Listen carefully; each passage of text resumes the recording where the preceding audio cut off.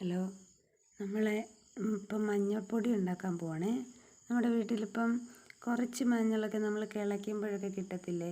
അപ്പം നമ്മൾ ഇത് പൊടിപ്പിക്കാനൊന്നും ഇല്ലല്ലോ എന്ന് കരുതിയിട്ട് നമ്മൾ അവിടോട്ടങ്ങ് മാറ്റിയിട്ടേക്കും. അങ്ങനെയൊന്നും ചെയ്യേണ്ട ആവശ്യമില്ല. നമുക്ക് കുറച്ച് മഞ്ഞളേ ഉള്ളെങ്കിലും നമുക്ക് നല്ല മഞ്ഞൾപ്പൊടി നമ്മുടെ വീട്ടിൽ തന്നെ ഉണ്ടാക്കിയെടുക്കുന്നത് എങ്ങനെയാണെന്ന് നോക്കാം. നമ്മളത് തൊലി ഒന്ന് ചിരണ്ടി കളഞ്ഞതിന് ശേഷം നമ്മളത് ഒരു ഉരപ്പനയിലിട്ടിങ്ങനെ നന്നായിട്ട് ഉരച്ചത് പൊടിയായിട്ടെടുക്കുക. പൊടിയായിട്ട് കിട്ടും നമുക്ക്. പൊടിയായിട്ട് നല്ല ഇതായിട്ട് കിട്ടിക്കഴിയുമ്പോൾ നമ്മളത് 2 ദിവസം ഒന്ന് വെയിലത്ത് വെച്ച് ഉണക്കി കഴിയുമ്പോൾ നന്നായിട്ടത് ഉണങ്ങി കിട്ടും.